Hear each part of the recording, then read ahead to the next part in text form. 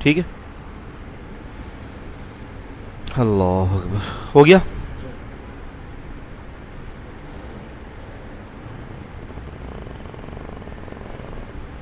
دو آپ کو.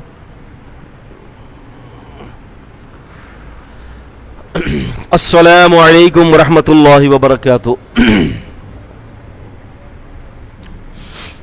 الحمد للہ رب العالمین والعاقبۃ للمتقین والصلاة والسلام علی اشرف الانبیاء والمرسلین وعلی آلہ وصحبہ اجمعین. اما بعد فاعوذ باللہ من الشیطان الرجیم. بسم اللہ الرحمن الرحیم. باب لا یأتی زمان الا الذی بعدہ شرا منہ.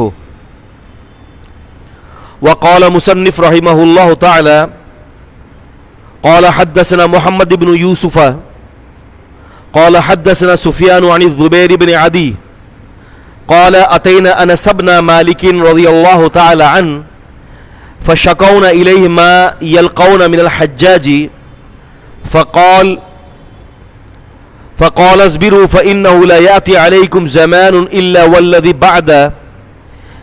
والذي بعده أشر منه حتى تلقوا ربكم سمعته من نبيكم صلى الله عليه وسلم. امام بخاری سید الفقہاء سید المحدثین محمد بن اسماعیل البخاری رحمہ اللہ تعالی نے کتاب الفتن فتنوں کے باب میں یہ باب قائم کیا ہے کہ لا یأتی زمان الا الذی بعدہ شر منہ. بعد میں آنے والا دور پہلے سے بدتر ہوگا.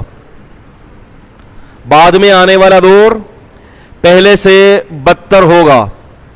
اس کا مطلب یہ ہے کہ ایک زمانہ جب بدلے گا پھر اس کے بعد دوسرا زمانہ دوسری صدی آئے گی تو بندہ گمان کرے گا کہ پہلے کا دور زیادہ اچھا تھا. فرماتے ہیں امام بخاری رحمہ اللہ کہ ہم سے محمد بن یوسف نے بیان کیا. انہوں نے کہا کہ ہم سے سفیان نے, انہوں نے کہا ہم سے زبیر بن عدی نے, اور انہوں نے کہا کہ ہم سیدنا انس بن مالک رضی اللہ تعالی عنہ کے پاس آئے.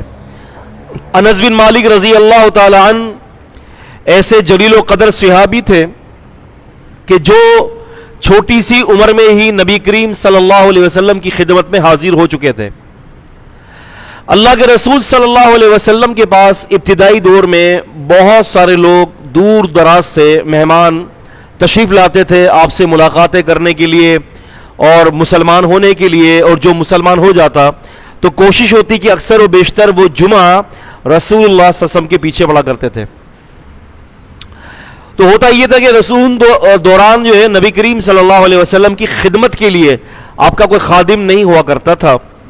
تو بسا اوقات کوئی مہمان آ رہا ہے تو کھانے کے لیے کوئی شربت ہے, کوئی پانی ہے, تو پیارے نبی کریم صلی اللہ علیہ وسلم خود گھر پر تشریف لے جایا کرتے تھے اور مہمانوں کی جو ہے آپ صلی اللہ علیہ وسلم جو ہے ان کی ضیافت فرمایا کرتے تھے. تو عورتوں میں سے ایک عورت نبی کریم صلی اللہ علیہ وسلم کے ان معاملات کو دیکھا اور انہوں نے کہا کہ محسوس کیا کہ نبی پاک صلی اللہ علیہ وسلم کو کسی خادم کی ضرورت ہے.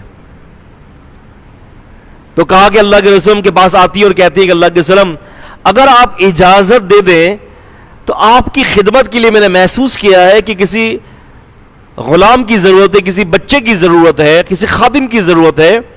تو میرا ایک بیٹا ہے انس بن مالک ہے اس کا نام, اگر آپ کہہ دیں تو آپ کی خدمت کے لیے میرا بچہ حاضر ہے. عمر چھوٹی ہے, بالغ نہیں ہے, آپ کے گھروں میں بھی جا سکتا ہے, اور دوسری بات یہ اللہ کے رسول میرے بچے کو پڑھنے لکھنے کا فن بھی آتا ہے. نبی علیہ السلام کے دور میں 8 یا 9 لوگ تھے جن کو پڑھنے لکھنے کا فن آتا تھا, اور حرب بن سفیان رضی اللہ عنہ کے والد حرب بن امیہ ان کو پڑھنے لکھنے کا فن آتا تھا. تقریباً لے دے دلا کر 7 سے 8 لوگ ایسے تھے نبی علیہ السلام کے دور میں کہ جن کو پڑھنے لکھنے کا فن آتا تھا, ورنہ اکثر و بیشتر جو ہے وہ لوگ ایسے تھے کہ ان کو پڑھنا لکھنا نہیں آتا تھا. اللہ تبارک و تعالیٰ نے سورہ جمعہ میں سورہ نمبر 62 میں آیت نمبر 2 میں فرمایا هو الذی بعث فی الامیین رسولا منہم یتلو علیہم آیاتہ ویزکیہم ویعلمہم الکتاب والحکمہ، کہ فرمایا کہ اسی ذات نے امیین میں، ان پڑھ میں، ان پڑھ کس کو کہتے ہیں؟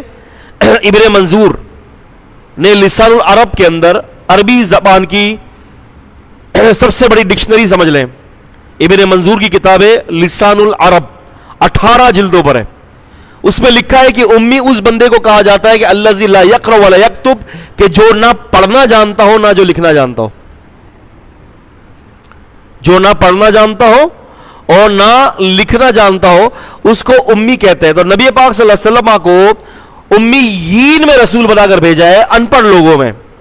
تو آپ کے دور میں لکھنے کا فن بہت کم لوگوں کو آتا تھا، تو اسی لیے انس بن مالک رضی اللہ تعالی عنہ کی خدمت کو نبی پاک صلی اللہ علیہ وسلم نے قبول فرما لیا. فائدہ یہ ہوا کہ ایک تو گھر کے لیے خادم مل گیا، دوسرا فائدہ یہ ہوا کہ پڑھنے لکھنے کا فن آتا تھا، وہ وحی کو لکھا کرتے تھے اور لکھنے کے بعد رسول اللہ صلی اللہ علیہ وآلہ وسلم کو سنایا کرتے تھے کہ اللہ کے رسول میں نے یہ لکھا ہے، ٹھیک لکھا ہے. آپ ایکسپٹنس دے دیتے تھے، آپ قبولیت دے دیتے تھے تو یہ اوکے کر دیتے تھے، ورنہ جہاں غلطی ہوتی تو نبی پاک صلی اللہ علیہ وسلم اس غلطی کی اصلاح فرما دیا کرتے تھے. اگرچہ آپ کو پڑھنا اور لکھنا نہیں آتا تھا، لیکن آپ صلی اللہ علیہ وسلم کی خصوصیات میں سے ایک بہت بڑی خصوصیت یہ تھی کہ آپ جب بھی کسی بات کو صحابہ اکرام کو لکھواتے تھے تو آپ صلی اللہ علیہ وسلم کو بار بار دہرانا نہیں پڑتا تھا. کیوں؟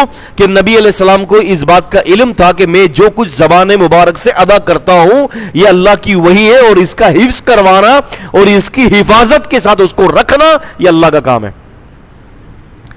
میں ایک نقطہ بیان کرتا ہوں، وہ یہ ہے، طالب علم کے لیے بڑا مفید ہوگا.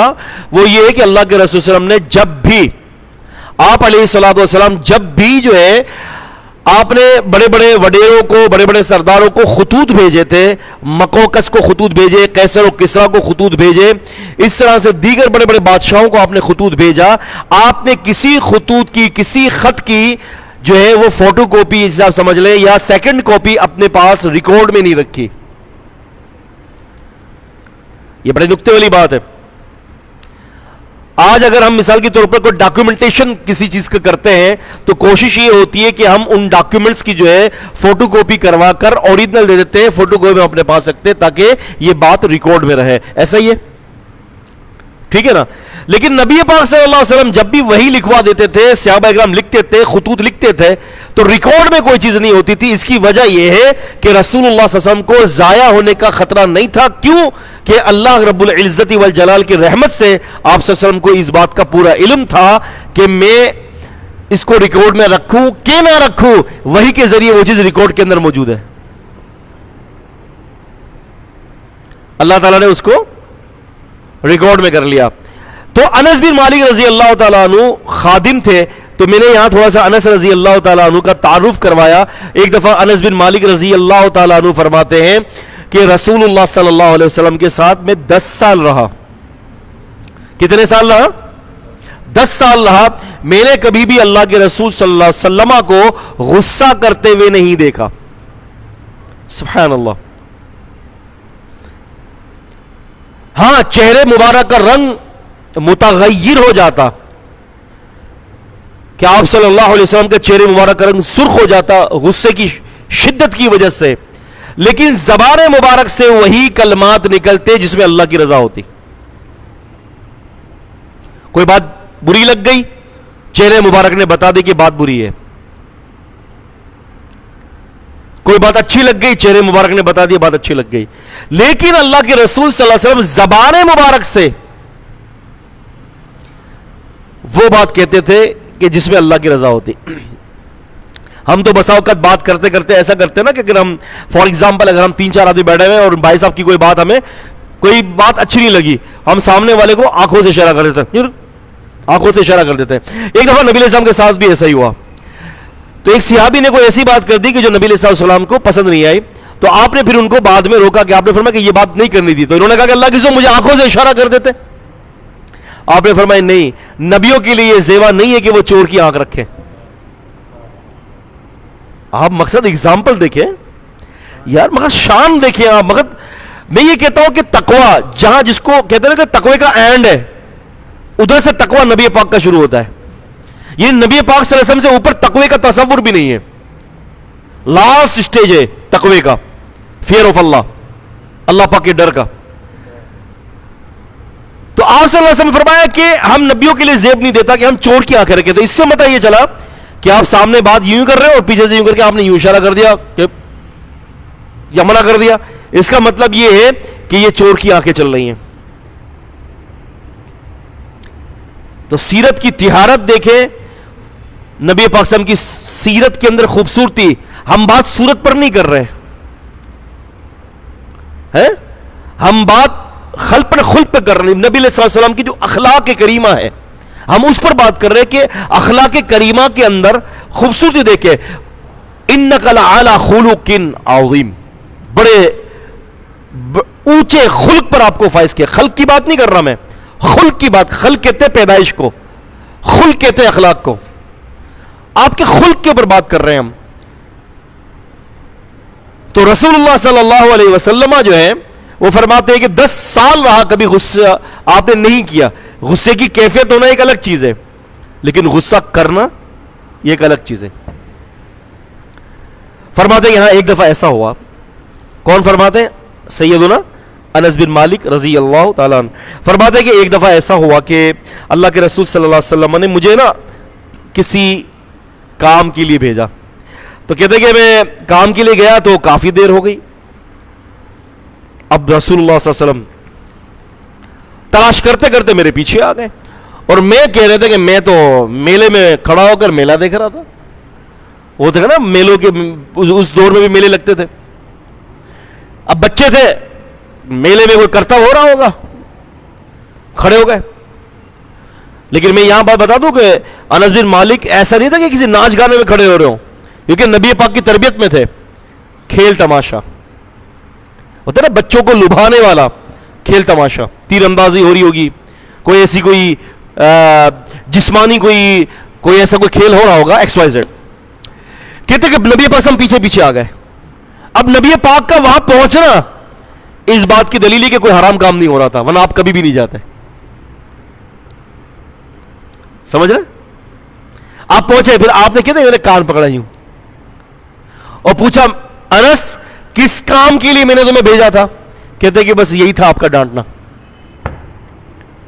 اور آج ہمارے یہاں بچے کو کسی کام پہ بھیج دیتے ہیں اور بچہ اگر کھڑا ہو جاتا ہے اور 2-2.5 گھنٹے نکل آتے تو باپ جو ہے وہ ڈنڈا لے کر پیچھے جاتا ہے اور میرے خیال 2-4 چباڑے تو پکے ہیں, ہے نا. لیکن یہاں دیکھیں آپ, کان پکڑا, انس کس لیے بھیجا تھا؟ اور اللہ کے سامنے تو کیا دیکھ رہے, پھر واپس چلے آئے. تو بہت کچھ باتیں ہیں نبی پاک صلی اللہ علیہ وسلم کے حوالے سے.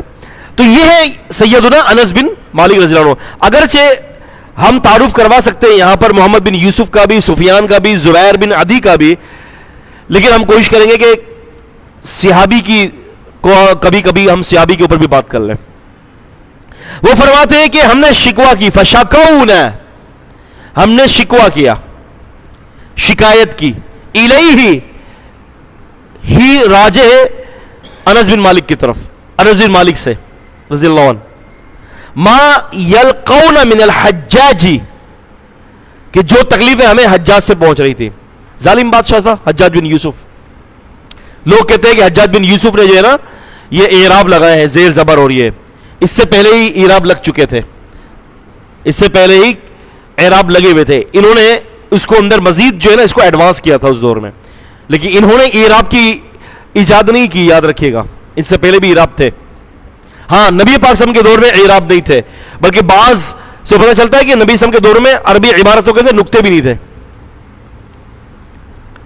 خزینۃ الاسرار ہے کتاب, اس کا ذکر کیا انہوں نے, اللہ آپ کا بھلا کرے, نواب صدیق حسن خان کنوجی نے رحم اللہ نے, انہوں نے اس کے اوپر تھوڑی سی گفتگو کی ہے اپنی کتاب جو ہے, اپنی کتاب کے اندر اپنا ان کی علوم القرآن ان کی کتاب ہے جی, ہاں اسرار, خزینۃ الاسرار. تو اس پہ انہوں نے جو ہے وہ تھوڑی سی گفتگو کی ہے, تو اس کے اندر یہ بات واضح کی گئی ہے. خیر, تو فرماتے ہیں کہ ہم نے حجاج سے جو ہے بڑی تکلیفوں کا سامنا ہوا ہے. تو فقورس بیرو، انس بن مالک فرماتے ہیں کہ صبر کرو. فَإِنَّهُ لَيَأْتِي عَلَيْكُمْ زَمَانٌ، پھر یقیناً ایسا زمانہ تمہارے اوپر آئے گا، إِلَّا وَالَّذِي بَعْدَهُ أَشَرُّ مِنْ، کہ وہ زمانہ اس زمانے سے بدتر ہوگا. حَتَّى تَلْقَوْا رَبِّكُمْ، حَتَّى تَلْقَوْا رَبَّكُمْ، یہاں تک کہ تم حَتَّى تَلْقَوْا رَبَّكُمْ، یہاں تک کہ تم اپنے رب سے ملاقات کرو گے، یعنی دنیا سے چلے جاؤ گے. پھر کہتے ہیں کہ سمعتہ من رسول اللہ صلی اللہ علیہ وسلم، اپنی طرف سے نہیں کہہ رہا، یہ بات میں نے اللہ کے نبی سے سنی ہے صلی اللہ علیہ وسلم. اب یہاں پر حجاج بن یوسف کے زمانے کے فوراً بعد، اب نقطے کی بات ہے، حجاج بن یوسف کے زمانے کے فوراً بعد غالباً 99 ہجری سے لے کر 102 ہجری تک یا 101 ہجری تک، یہ 2 یا 3 سال کا عرصہ سیدنا عمر بن عبد العزیز رحمت اللہ علیہ کا تھا، اور ان کی خلافت راشدہ تھی، علی منہاج النبوہ تھی. کن کی خلافت؟ سیدنا عمر بن عبد العزیز رحمہ اللہ کی. اور آپ نے اتنا بڑا کمال کیا کہ ایک تو حدیث کی جمع اور تدوین کے اندر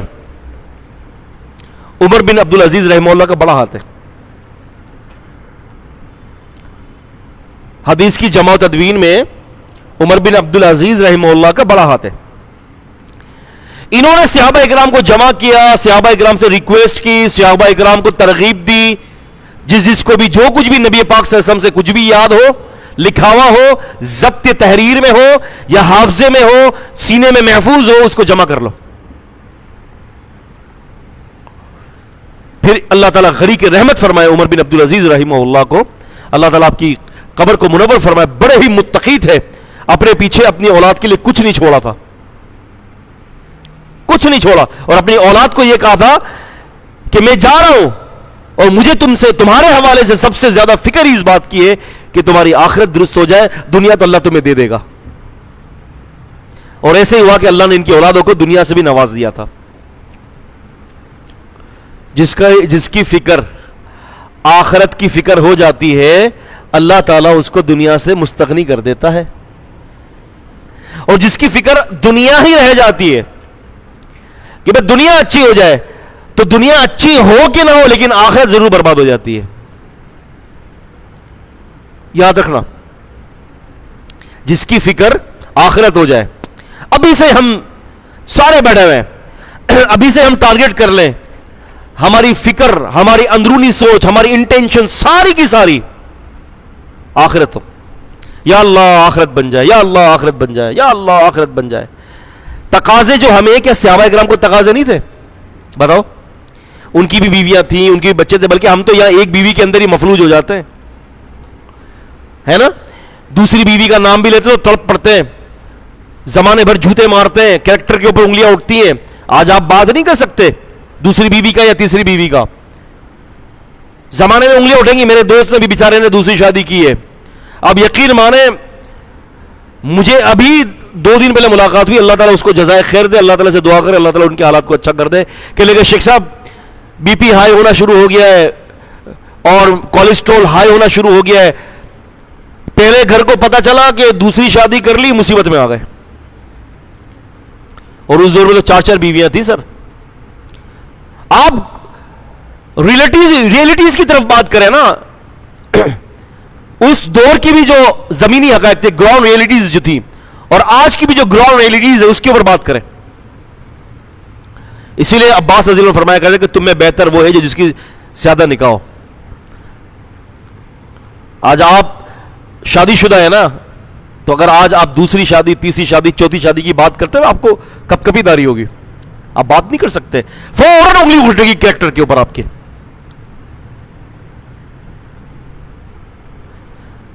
تو یہ کیا ہے؟ یہ دراصل عمل کا فقدان ہے،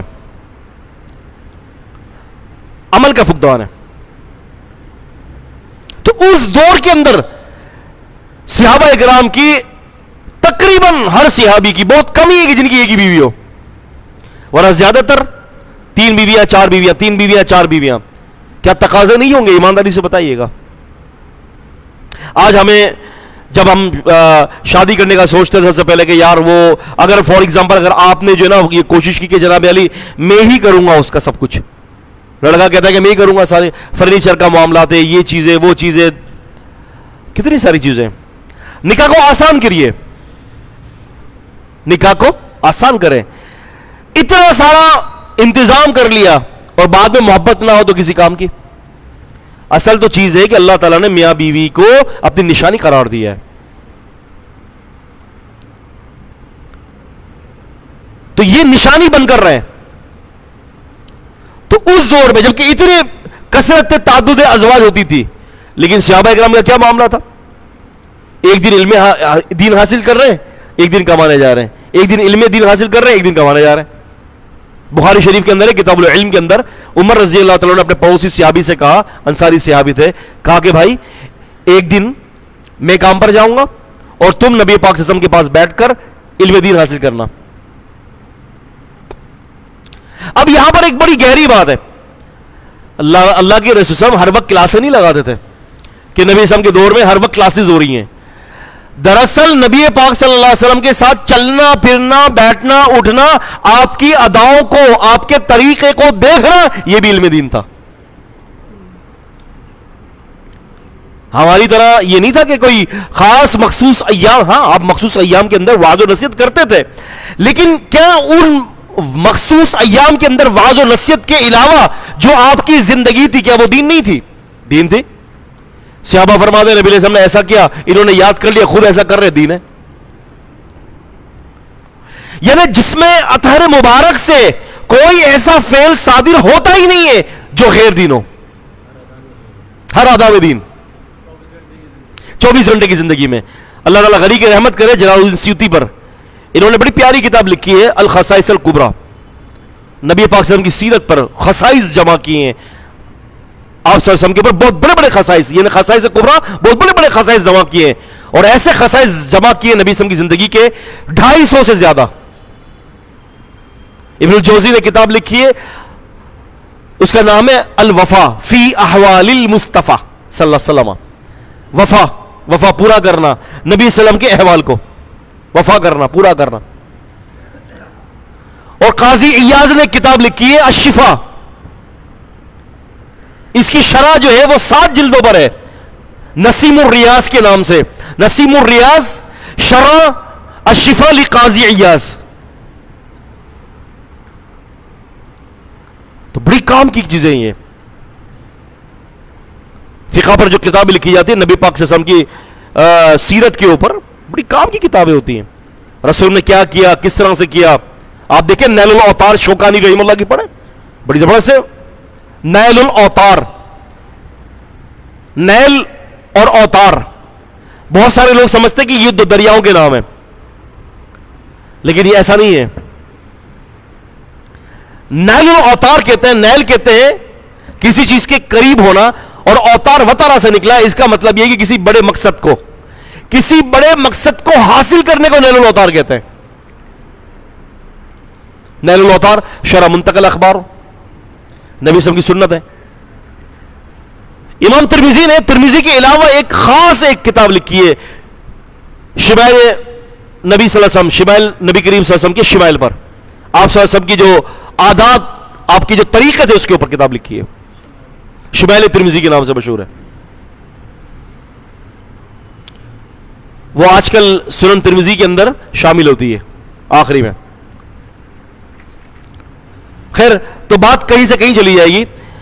تو میں یہ بتا رہا تھا کہ عمر بن عبد العزیز رحمہ اللہ، ان کا دور بڑا خوبصورت دور تھا. انہوں نے نبی علیہ السلام کی سنت کو جمع کرنے کے لیے دور دراز کے صحابہ کرام تک روابط کیے.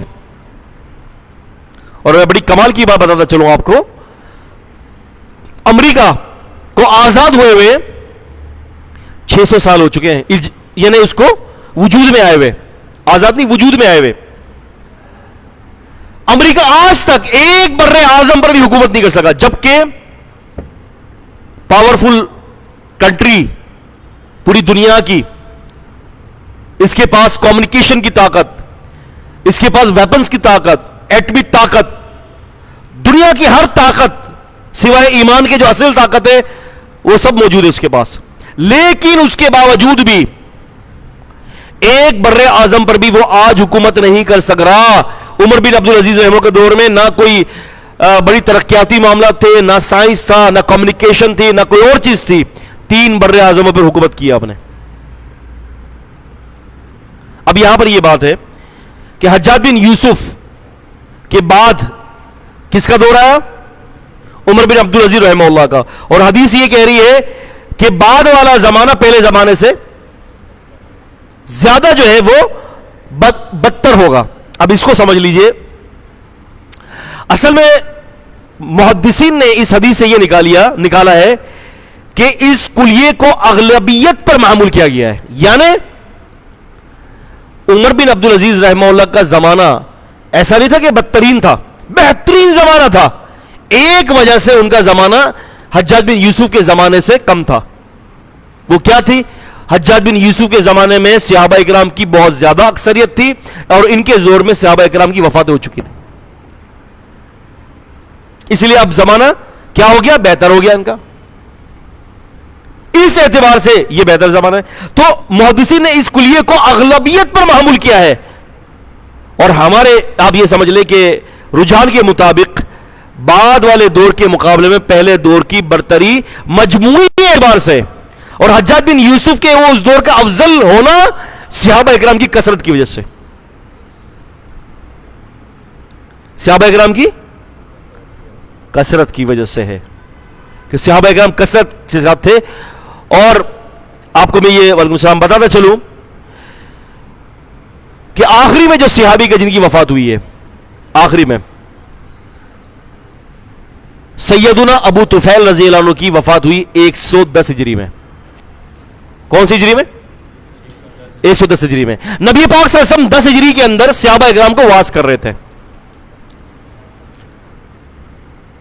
نبی پاک صلی اللہ علیہ وسلم سن 10 ہجری میں صحابہ اکرام کو واعظ کر رہے تھے, اور 10 ہجری میں. اور اس واعظ کے درمیان نبی کریم صلی اللہ علیہ وسلم نے فرمایا کہ ابھی اس وقت جو زمین پر ہے ٹھیک 100 سال کے بعد وہ باقی نہیں رہے گا. سمجھ رہے؟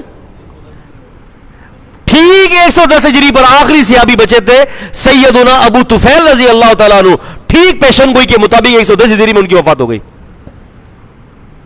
اب اس سے ہمیں یہ بات بھی سمجھ لینی چاہیے. بہت سارے لوگ کہتے ہیں کہ یار یہ جن جو ہے نا ہمارے پاس آتا ہے, وہ جن کہتا ہے کہ وہ نبی صلی اللہ علیہ وسلم کا صحابی, وہ جھوٹ بولتا ہے. کیوں؟ اگر وہ نبی علیہ السلام کے دور میں تھا تو 110 ہجری میں جنات ختم, نئی جنریشن جنات کی. میں نہیں مانتا کہ وہ جن صحابی ہو اور ابھی بھی موجود ہو. نبی سمجھ یہ حدیث ہے. اور خضر علیہ السلام, یہ خضر نہیں ہے, کیا ہے یہ؟ خضر. خضر علیہ السلام کے بارے میں جو روایات آتی ہیں, جس کو شیخ البانی نے سلسلۃ الاحادیث الضعیفہ والموضوعہ میں ذکر کیا. سلسلہ کہتے ہیں چین کو, احادیث کہتے ہیں نبی علیہ السلام کے باتوں کو, الضعیفہ اور موضوعہ, ضعیف اور موضوع روایات کو ایک چین کی صورت میں جمع کر دیا ہے. اور یہ تقریباً آپ سمجھ لیں 24 جلدوں پر, 18 جلدوں پر جو ہے مارکیٹ کے اندر موجود ہے. ہماری لائبریری کے اندر الضعیفہ بھی ہے اور الصحیحہ بھی ہے. پورا ایک سیٹ ہے اتنا بڑا. تو اس کے اندر بھی خضر علیہ السلام کی حیات کے بارے میں کہ خضر علیہ السلام آج بھی زندہ ہیں, روایت کو جمع کیا ہے. اور مجموعی طور پر یہ حکم لگایا گیا کہ زیادہ تر روایت اس کے اندر یا تو موضوع ہے یا پھر ضعیف جداً ہے کہ جس سے احتجاج پکڑا نہیں جا سکتا. خضر صاحب زندہ نہیں ہے, یہ صرف جعلی بناوٹی روایات یا پھر ضعیف روایت سے استدلال ہے. اور دین اسلام ضعیف روایت پر قائم نہیں ہے. پھر فرمایا کہ یہاں تک کہ اس کے بعد والا زمانہ بہتر ہو. ابن مسعود رضی اللہ عنہ کے ایک اثر نے اس کی وضاحت کی ہے. سیدنا عبداللہ بن مسعود رضی اللہ عنہ فرماتے ہیں کہ بعد میں آنے والا دور پہلے سے بدتر ہوگا یہاں تک کہ قیامت آ جائے گی, اور پھر اس سے میری مراد مال اور دولت کی فراوانی یا زندگی کی آسودگی نہیں ہے، لیکن بعد میں آنے والا دور علم اور عمل کے اعتبار سے کمتر ہوگا. اب دیکھیں نا، جہاں حجاج بن یوسف کے دور میں مثال دے رہا ہوں کہ اگر 500 صحابہ اکرام کی حیات ہے اور عمر بن عبدالعزیز کے دور میں 200 صحابہ اکرام رہ گئے، تو 300 صحابہ کا علم چلا گیا، ان کا فہم، ان کی فراست نقصان ہوا نا. اگرچہ ساری شریعت کے سارے نکات اور شریعت کے سارے علم اور مباحثات اللہ پاک نے قلم بند کروا لی تھی. اللہ تعالیٰ غنی کی رحمت فرمائے، ابن عبد البر رحمہ اللہ پر انہوں نے ایک کتاب لکھی ہے جامع بیان العلم و فضلہ، یعنی علم کے جامع اور بیان کے حوالے سے، اس کی فضیلت کے حوالے سے انہوں نے کتاب لکھی ہے، 2 جلدوں پر ہے. اس کے اندر ایک روایت نقل کرتے ہیں، قید العلم بالقلم، علم کو قلم کے ذریعے قید کر لو. اور اللہ تعالیٰ غنی کی رحمت فرمائے، خطیب بغدادی رحمہ اللہ 5ویں صدی ہجری کے محدث ہیں، انہوں نے بھی بڑی پیاری کتاب لکھی الفقی والمتفقہ کے نام سے. فقی کہتے ہیں دین کو سمجھ رکھنے والا، دین کو سمجھ رکھنے والے، اور دین کی سمجھ کے اوپر انہوں نے کتاب لکھی ہے عمدہ، الفقی والمتفقہ کے نام سے. اس میں بھی انہوں نے کافی ساری روایت نقل کی ہیں. علامہ حروی کو اللہ غنی کی رحمت فرمائے، علامہ حروی نے بھی ایک کتاب لکھی ہے ذم الکلام و اہلہ کے نام سے، کلام کی مذمت اور اس کے اہل کے حوالے سے. انہوں نے تقریباً 4 جلدوں پر یہ کتاب لکھی ہے ذم الکلام و اہلہ کے اندر. انہوں نے اس کے اندر ایسی روایتوں کو جمع کیا ہے کہ علم کو لکھو، قیاس کے اوپر عمل نہ کرو. جب دین کے اندر جب دلائل آ جائیں تو قیاس پر عمل نہیں ہوتا، اور دین نام ہے کتاب اور سنت کے، کئی سارے انہوں نے اس کے اندر دلائل نقل کیے. اور اسی طرح سے جو ہے خطیب بغدادی کی ایک اور کتاب ہے شرف اصحاب الحدیث کے نام سے. شرف کہتے ہیں بلندی کو، اصحاب کہتے ہیں والوں کو، اور حدیث کہتے ہیں حدیث کو. ان لوگوں کا رتبہ، ان لوگوں کی بلندی جو حدیث والے ہوتے ہیں. اور اس میں انہوں نے یہ ثابت کیا کہ نبی پاک صلی اللہ علیہ وسلم کے دور میں جو صحابہ تھے وہ اہل الحدیث تھے. سمجھ رہے؟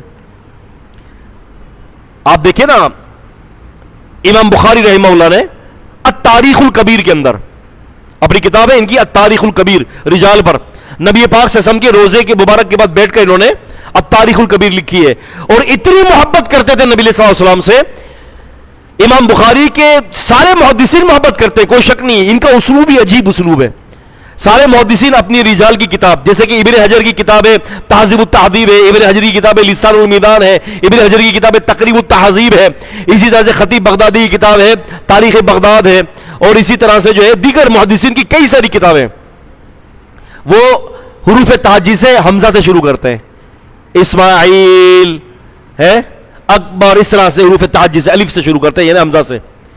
امام بخاری رحمہ اللہ، آپ کو پتہ ہے ان کا منہج کیا ہے التاریخ الکبیر کا. امام بخاری نے جب رجال شروع کی تو انہوں نے حمزہ سے شروع نہیں کیا، انہوں نے میم سے شروع کیا، اور میم میں اس لفظ کو لائے ہیں جن کا نام محمد تھا، محمد کے ناموں کو اکٹھا کیا، محمد کے نام سے شروع کیا ہے. کہتے ہیں کہ ہمارا دین شروع محمد رسول اللہ سے ہوتا ہے. کتنی محبت تھی. تو التاریخ الکبیر کے اندر امام بخاری رحمہ اللہ، میں یہ بات اس لیے کہہ رہا ہوں کہ دنیا اس کو بھی دیکھ رہی ہے تاکہ امت تک پہنچے نا یہ بات ہے، یہ علمی بحثات ہے یہ. تو میں یہ کہہ رہا تھا کہ کیا کہہ رہا تھا، التاریخ الکبیر کے اندر امام بخاری رحمۃ اللہ علیہ نے بسا اوقات کسی راوی پر بحث کرتے ہیں، اور جب راوی ان کے نزدیک صحیح نہیں ہوتا تو کہہ دیتے کہ انہ لیس من اہل الحدیث، یہ اہل حدیث میں سے نہیں ہے. اور کبھی کسی راوی کو کہہ دیتے کہ وہ اہل حدیث میں سے، انہ من اہل الحدیث، وہ اہل حدیثوں میں سے. آپ اندازہ کریں، امام بخاری نے راویوں کو یہ کہا کہ وہ اہل الحدیث میں سے نہیں ہے، کبھی کہہ رہے وہ اہل الحدیث میں سے. امام ابو حاتم الرازی نے اپنی کتاب الجرح والتعدیل کے اندر 12 جلدوں پر یہ کتاب، خود بھی اس میں بھی یہ امام ابو حاتم رحمہ اللہ جرح والتعدیل اور علل کے امام تھے. انہوں نے بھی یہی کیا، یہ اہل حدیثوں میں سے نہیں ہے، یہ اہل حدیث ہے. امام دارقطنی رحمہ اللہ، سنن دارقطنی والے، علل کے اندر امام بخاری کے بعد نمبر آتا ہے ان کا، بہت بڑے علل کے ماہر ہیں، اور اپنی کتاب کے اندر ایسی ایسی مباحثات کرتے ہیں، سبحان اللہ. میں ایک مثال دیتا ہوں کس طرح سے یہ اپنی کتابوں کے اندر علم کے موتی ڈالتے ہیں. ایک دفعہ سنن دارقطنی کے اندر یہ ذکر کرتے ہیں کہ کہتے ہیں کہ نبی صلی اللہ علیہ وسلم فرماتے ہیں کہ جب امام کہے سمیع اللہ لمن حمیدہ تم بھی کہو سمیع اللہ لمن حمیدہ.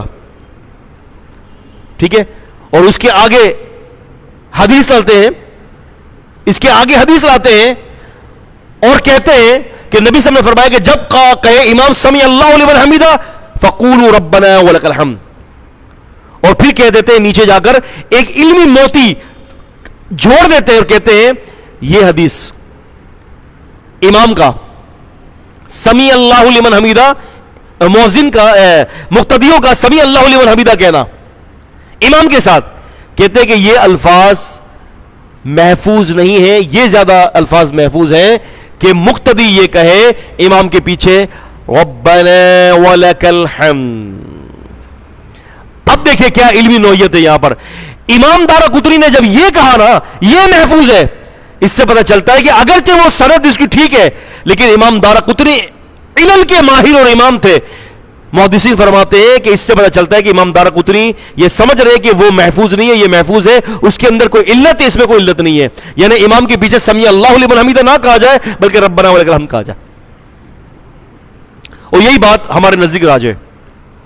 آپ سمجھ رہے ہیں کتنی بڑی بات ہے. اور یہ علل کا جو فن ہے یہ فن اللہ کی طرف سے ہے.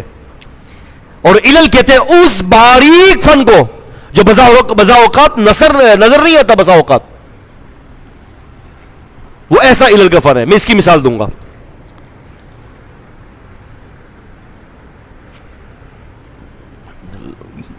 امام حاکم نیسابوری رحمہ اللہ المستدرک والے, المستدرک علی صحیحین, مستدرک علی صحیحین جو ان کی کتاب ہے, یعنی کوشش کی انہوں نے کہ بخاری و مسلم کے شروط پر روایات کو جمع کیے, اگرچہ انہوں نے یہ کر نہیں پائے. امام حاکم کر نہیں پائے, متساہل محدثین میں سے ہیں وہ, ایک الگ علمی بحث ہے یہ. امام حاکم رحمہ اللہ نے ایک کتاب لکھی ہے علوم الحدیث کے نام سے. علم کی جمع علوم, حدیث کہتے ہیں نبی علیہ السلام کی بات کو, علم کی جمع علوم, حدیث کے علوم پر انہوں نے بات کی ہے. وہ اس میں لکھتے ہیں ایک واقعہ علل کے فن کے اوپر, اور ایسا پیارا واقعہ ہے جس کو شیخ مقبل بن ہادی الوادعی رحمہ اللہ, شیخ مقبل بن ہادی, ان کے بارے میں میرے استاد جن سے میں نے بخاری شریف پڑھی ہے, انہوں نے مجھے کہا کہ میمن صاحب شیخ مقبل بن ہادی رحمہ اللہ کے ساتھ ہر وقت 1000 کی تعداد کے اندر شاگرد رہتے تھے. شیخ مقبل بن ہادی الوادعی رحمہ اللہ تعالی, انہوں نے بھی المسند الصحیح ایک کتاب لکھی ہے 2 جلدوں پر. مسند اس حدیث کی کتاب کو کہتے ہیں کہ جو صحابی کے نام سے جڑی ہوئی ہوتی ہے, اور کہتے ہیں کہ صحیح, انہوں نے اس کے اوپر یہ لگایا کہ یہ میں نے جتنی بھی اپنی کتاب 2 جلدوں کے اندر جتنی بھی حدیثیں جمع کی ہیں تقریباً اپروکسیمیٹلی 1000 کے قریب ہے, سب کی سب صحیح ہیں ان کی تحقیق کے مطابق. تو شیخ مقبل بن ہادی نے اپنی کتاب المقترح کے اندر, المقترح کے اندر 200 علوم حدیث کے مسائل کو جمع کیا. اس میں بس میں بات ختم کرتا ہوں یہ واقعہ سنانے کے بعد. وہ اس میں یہ کہتے ہیں, علوم الحدیث سے بھی یہ واقعہ نقل کرتے ہیں, کہتے ہیں کہ ایسا ہوا کہ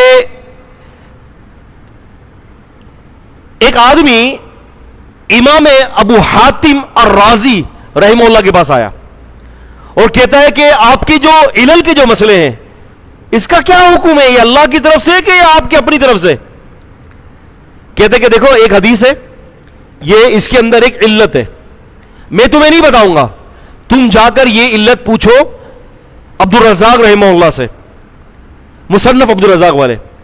پھر یہ علت جا کے پوچھو, جو انہوں نے پوچھا اس کو ذہن میں رکھ لینا, اور پھر یہی مسئلہ پوچھنا جا کے مسلم بن وارا سے, ان سے بھی پوچھ لینا, اور پھر مجھے نہیں بتانا, پھر مجھے آ کے مجھ سے پوچھو تو میں تمہیں اس کی علت بتاؤں گا. یہ کہتے کہ ان سے بھی پوچھا, دوسرے سے بھی پوچھا, آگے اور گیا, سب نے وہی جواب دیا, اور ابو حاتم سے پوچھا, انہوں نے بھی وہی جواب دیا. کیا کہ سبحان اللہ میں سمجھ گیا کہ یہ علل کا فن اللہ رب العالمین الہام کرتا ہے. یہ علل کا فن کیا کرتا ہے اللہ تعالیٰ؟ الہام کرتا ہے. تو یہ سارے علوم اور فنون عمر بن عبد العزیز رحمہ اللہ کے دور میں پروان چڑھ رہے ہیں, آگے سے آگے بڑھتے چلے جا رہے ہیں. عامر بن شعبی رحمہ اللہ کے دور میں غالباً 102 ہجری کے لگ بھگ یا اس سے کچھ آگے پیچھے پھر تحقیق شروع ہوئی, پھر سند کا پوچھا گیا. سند کا پوچھنا یہ اس امت کا بڑا امتیاز ہے. ایک دفعہ ایک کتاب ہے خطیب بغدادی رحمۃ اللہ علیہ کے دور کی لکھی ہوئی ہے, الاعلام بالتوبیخ لمن ذمت تاریخ کے نام سے. اس کتاب کے مصری پرانے قدیم نسخے کی صفحہ نمبر 10 پر الاعلام بالتوبیخ لمن ذمت تاریخ کے اندر یہ واقعہ لکھا ہوا ہے کہ خطیب بغدادی کا دور 5ویں صدی ہجری چل رہی ہے. تو قائم کے وزیر اعلیٰ کے پاس یہودی آئے. کس کے وزیر اعلیٰ کے پاس؟ قائم ایک جگہ کا نام ہے, یعنی اسم المکان ہے یہ قائم کے وزیر اعلیٰ. اس کے بعد یہودی آئے اور کہتے ہیں کہ جی آپ کو اب یہودی کو سے جزیہ معاف کر دیں. کہتے ہیں کیوں؟ کہا کہ اس لیے کہ ہمارے پاس اللہ کے رسول کا خط ہے اور اس خط کے اوپر سیدنا امیر معاویہ رضی اللہ عنہ کی بھی مہر ثبت ہے, دستخط ہیں, اور سیدنا سعد بن معاذ کی بھی دستخط ہیں, لہذا آپ کو ہمارے اوپر سے جزیہ معاف کرنا ہوگا. قائم کا وزیر اعلیٰ ابو القاسم نے کہا کہ وہ خط لا کے دکھاؤ. وہ خط لا کر دکھایا, لگ رہا تھا پرانا خط ہے بہت. انہوں نے کہا کہ ہم جو ہے ہمارے وقت کے محدث خطیب بغدادی کو دکھا دیں گے, اگر وہ اس کو اوکے کر لیتے تو ٹھیک ہے. خطیب بغدادی رحمہ کے پاس لے کے گئے. خطیب بغدادی نے چیک کیا, چیک کرنے کے بعد کہا کہ یہ خط جھوٹا ہے, کوئی مشین استعمال نہیں کی گئی, کوئی ایجاد استعمال نہیں کی گئی, کسی لیبارٹری میں چیک نہیں کروایا گیا, کچھ نہیں. اسماء و رجال کے فن سے چیک کیا اور کہا کہ یہ جھوٹا ہے. کہا کہ کیسے؟ کہا کہ اس کے اندر لکھا ہوا ہے کہ امیر معاویہ رضی اللہ تعالی عنہ کی دستخط ہے. ٹھیک ہے. کہا کہ امیر معاویہ رضی اللہ تعالی کی دستخط ہے سن 7 ہجری کے اندر. سن 7 ہجری کے اندر جو ہے یہ یہودیوں کے حوالے سے جو ہے یہ معاملہ پیش آیا تھا, اور امیر معاویہ رضی اللہ عنہ 8 ہجری کے بعد مسلمان ہوئے تھے فتح مکہ کے بعد. کہتے کہ جو بندہ بھی مسلمان نہیں ہوا دستخط کیسے کرے گا؟ اور کہتے کہ سعد بن معاذ کا دستخط لکھا ہوا ہے, وہ تو بنو قریظہ کے دن سے پہلے ہی شہید انتقال کر چکے تھے. وہ بندہ جو 2 یا 3 سال پہلے یا 4 سال پہلے اس دنیا سے جا چکا ہے, وہ دوبارہ آ کر سائن کیسے کرے گا؟ کہتے جھوٹا خط ہے. منہ پہ مار دیا خط, دیکھو ہلو ہل نکلو یہاں سے, جھوٹ بول رہے ہو. تو یہ پھر فن وجود میں آیا. تو انشاءاللہ تعالی ہم آگے بات کریں گے, لہٰذا آج کی حدیث میرے خیال سے یہ بہت ہے. پھر فرمانے لگے کہ سمعتہ من نبیکم صلی اللہ علیہ وسلم, میں نے یہ حدیث آپ کے نبی صلی اللہ علیہ وسلم سے سنی ہے. جب صحابی یہ کہہ دے کہ حاضی سننا, یہ سنت ہے, یا میں نے اللہ کے نبی کو یہ کرتے ہوئے دیکھا ہے, یا میں نے اللہ کے نبی سے یہ سنا ہے, یہ ساری کی ساری چیزیں سنت کا مقام رکھتی ہیں. اللہ تعالیٰ سے دعا ہے کہ اللہ تعالیٰ مجھے اور آپ کو کتاب و سنت کا فہم دے. جی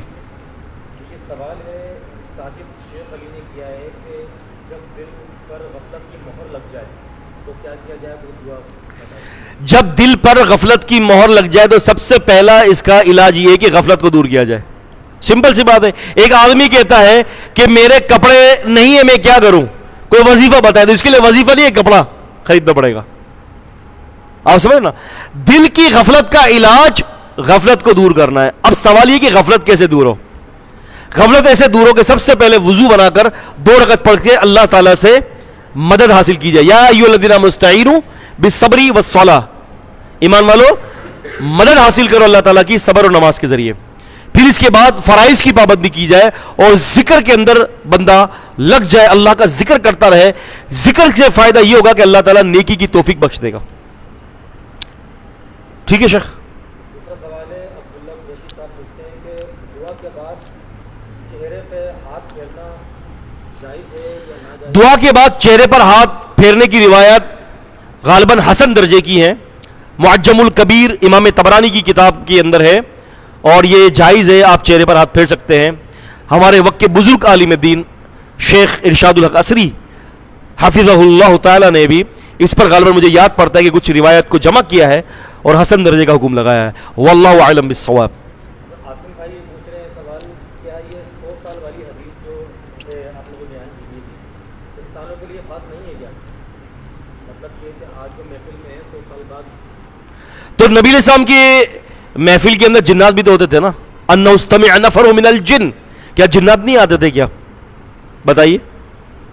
جو کوئی بھی زمین پر ہے, مانا ثقلین ہے نا, مانا فبأي آلاء ربكما تكذبان, جنوں نے انسان کو ہر جگہ پہ مخاطب ہے نا, تو پھر آپ انسانوں کو لے رہے ہو, جنوں کو کیوں چھوڑ رہے ہو؟ نہیں, جن بھی شامل ہے. میرے خیال سے عاصم بھائی کسی جن سے ملاقات تو نہیں ہو گئی آپ کی, جو وہ یہ دعویٰ کر رہا ہو کہ میں نبی وسلم کے دور کا ہوں, آپ کی دوستی ہو گئی ہو؟